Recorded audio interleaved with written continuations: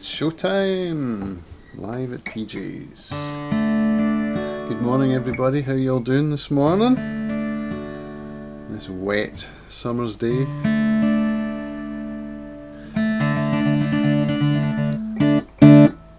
I've changed a few things around, but you might not notice lighting wise and all of that. I'm looking forward to my new desk, which is going to allow me to point the camera that way.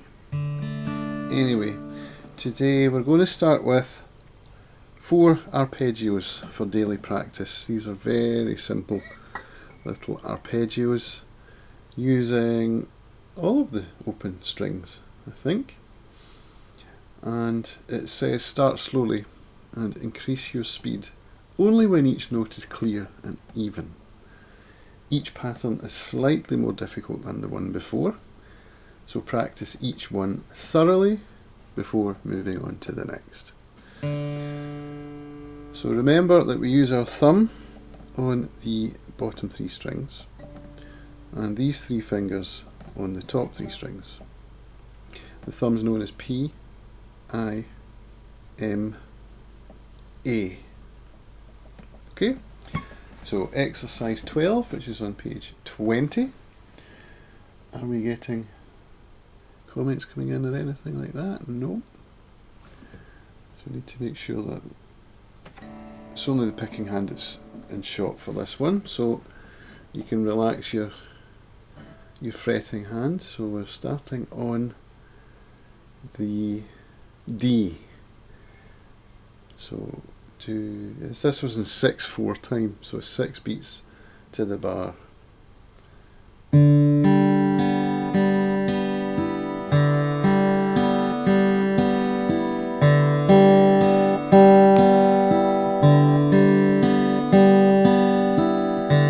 Nice little picking exercise which is going to help you to have your fingers get used to the space between the strings and where the strings are on the guitar.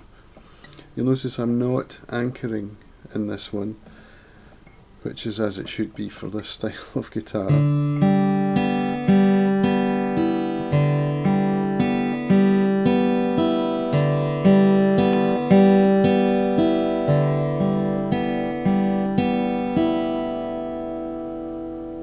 So I don't know if I didn't actually talk about hand position in any of the first lessons, so I'm going to do that now.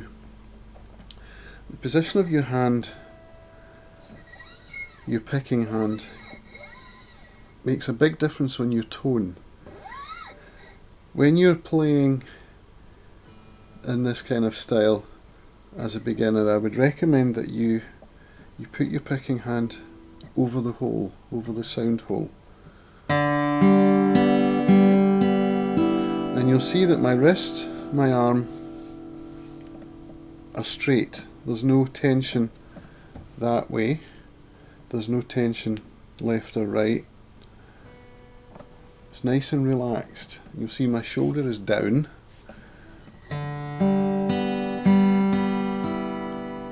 Which is important, because if you've got tension in your shoulder, in your elbow or in your wrist, it's going to come through in your playing. You're going to hear it. It's going to be, it's going to make it sound much less pleasant, and it's going to give you less control. And it's kind of ironic, because when you're learning something new, or when you're performing particularly, one tends to tense up, right? And when that happens, your playing suffers. So I know from experience that when I'm playing bluegrass with the flat pick, I know that when I've got a solo coming up, I start to tense up, and that makes my playing there's less flow to it, there's less feel to it, it sounds stilted and staccato, and it's not pleasant. And to get the speeds that some of the bluegrass tunes go at, it's impossible when you're tense. But because that fear of performance and fear of falling off and all of that makes you tense up, then that's what happens. You do fall off it because you're not relaxed. So that's a thing to practice right from the word go. is when you sit down, as soon as you pick up your guitar to start playing, think about tension in your body. It's vital, I tell you. So make that part of your practice regimen. As soon as you sit down, pick up your guitar and just maybe loosen your shoulders a wee bit, loosen your elbow, make sure that you're all quite loose. And when you pick up the guitar and put it onto your lap, then think about your body position and your tension. Okay, so lesson over for that. Let's move on to exercise 13. These are all in 6/4 time, so they're all going to be similar. This one's starting on the low E string and is a very similar exercise. P-I-M-I-M-A.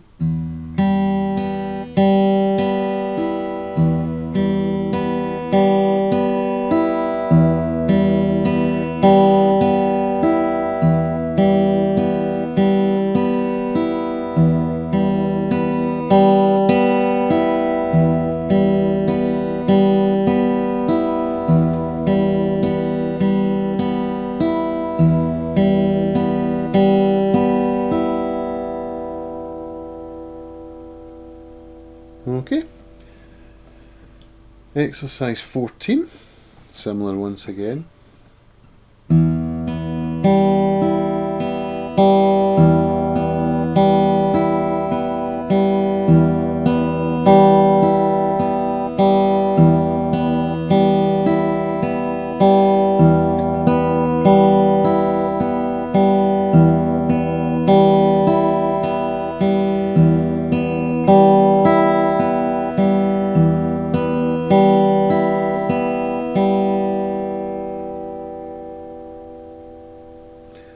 Okay, and exercise 15.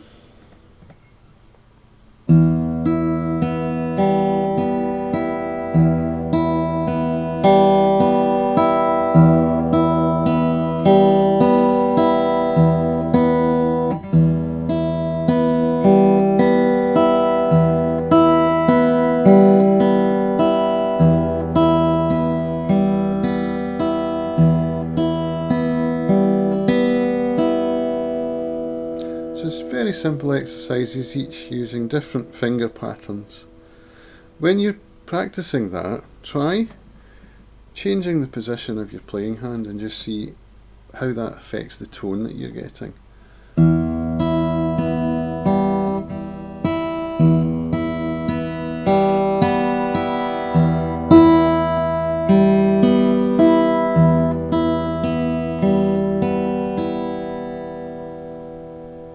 Quite interesting, huh? Right, so we're going to start looking at some fretted notes now. This is moving on to lesson 4 in the book, which is titled Notes on the Frets. And we're really looking only at the 1st, 2nd and 3rd fret of the 1st string. So the notes that we're playing are E, which is the open string, F, G. We're not playing any F sharps in these exercises, or are we? Yes we are. No we're not. I don't know, let's see once we start playing, huh? And it's something to think about when you're playing, is the names of the notes as you're playing them, because this is something I didn't do when I started and it held me back a bit, so it's useful to know the names of the notes as you play them. So we may actually start naming the notes as we play them, which will add another level of complexity to what you're doing, because it's like singing and playing at the same time, which is another challenge. So let's look at exercise 16, which is in 4/4 time, and it's, I can't show you it, you need to get the book to follow along. So if you want to do that, take a look at my affiliate link, which you'll find on the description of this video, which will allow you to order one from Amazon, and it will throw me a penny or two on your order as a thank you for putting out this content. So exercise 16, 2, 3, 4.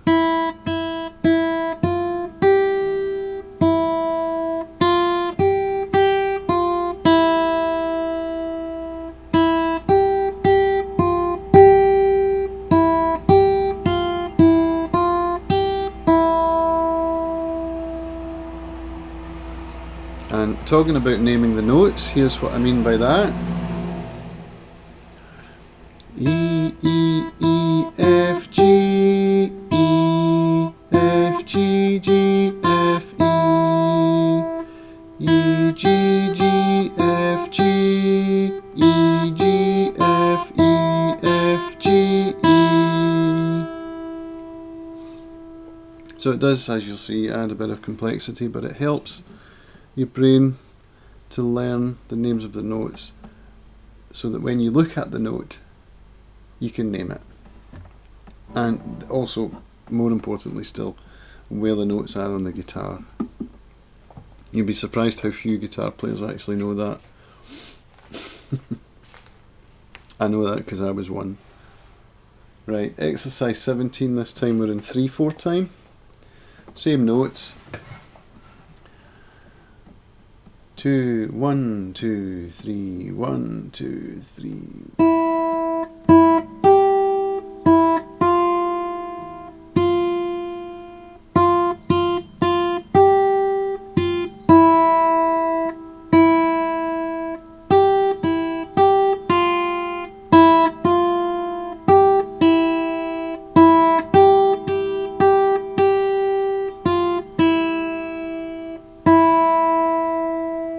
Nice little waltz.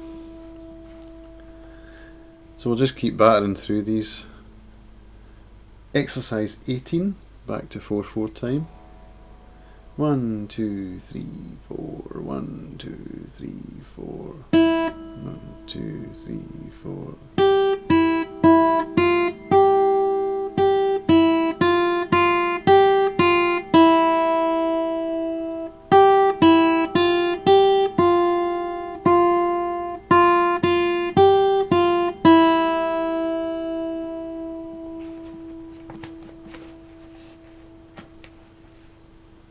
Exercise 19, again 3/4 time. 1, 2, 3.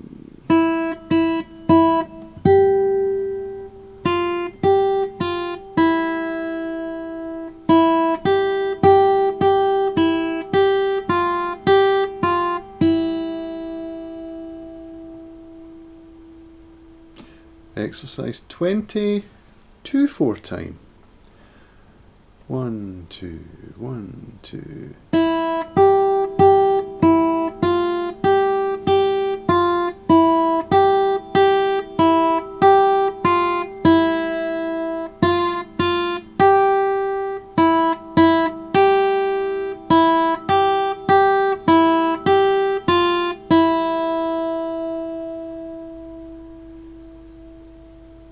I was guilty there of pulling my hand away. See where my hand is right now? I shouldn't do that. Let's do that one again and try and not do that.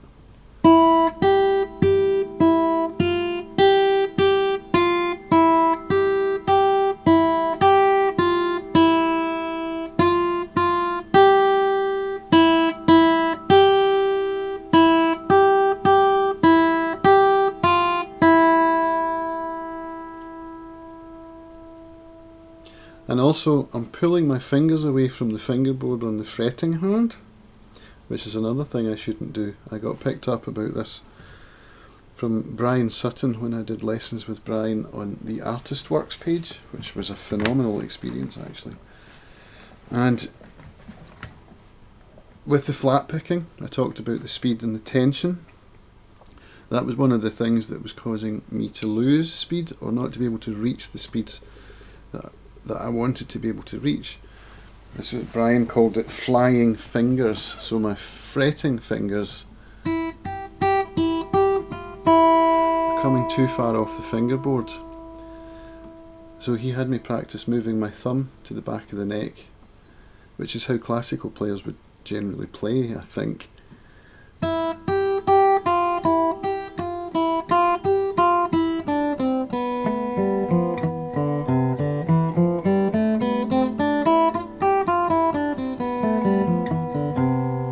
Practice keeping my fingers close to the fingerboard in order to use less energy to hit the notes. So what I was tending to do was ping them off and bring them way out here, which is it's a habit really. I mean, 30 years of playing without a teacher, so you know, think about that yourselves, because I'm teaching you. So if you're a beginner, you don't have to accumulate all those bad habits, and it becomes really hard to break them.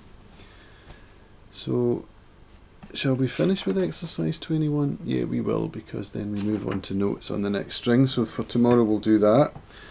So today we'll finish with exercise 21, which is in 4/4 time, and it starts with a pickup note, which is really the last note of the preceding bar and tends to be called a pickup note. So when we count in, we go 1, 2, 3, 4, and we play the final note of the last bar on the 4 to start the piece, then go into the 1. So it will make sense when I do it rather than explain it. So we start on the G string. 2, 3, 4, 1, 2, 3, 4.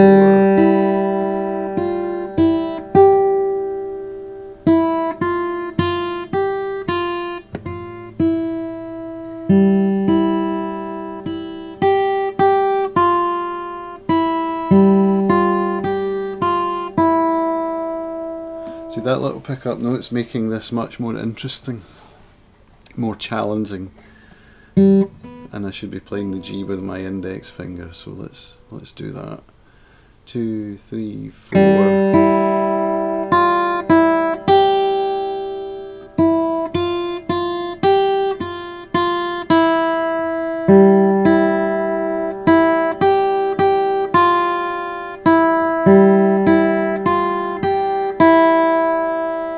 Messed up the last bit there, let's do that one again. 2, 3, 4.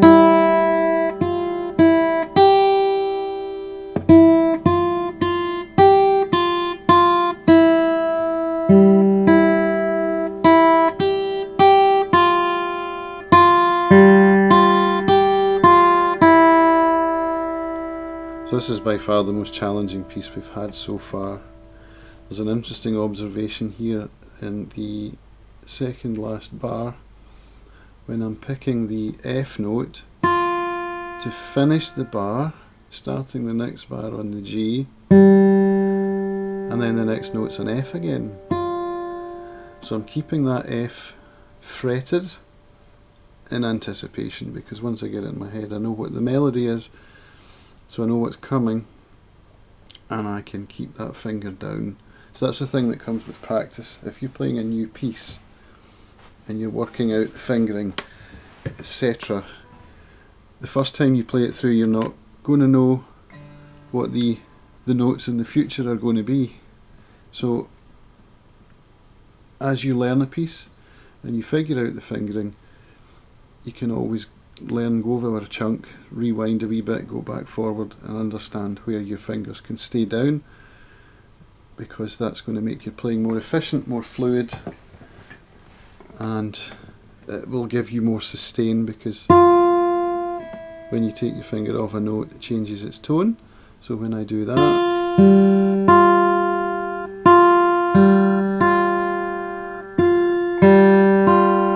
the F can ring through without being stopped.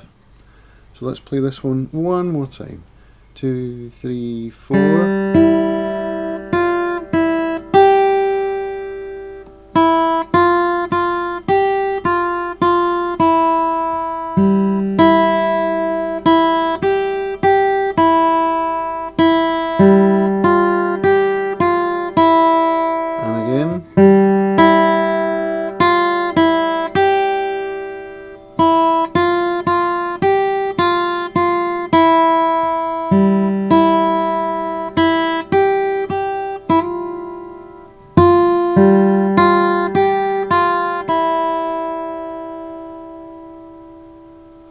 Right, so we'll stop there for today. That's quite a good lesson, we got through quite a lot. So yeah, get the book and we'll work through this together, because it will make so much more sense if you're actually looking at the page as I'm playing through it. So thanks for watching, have a great day, and I will see you again tomorrow. Bye for now.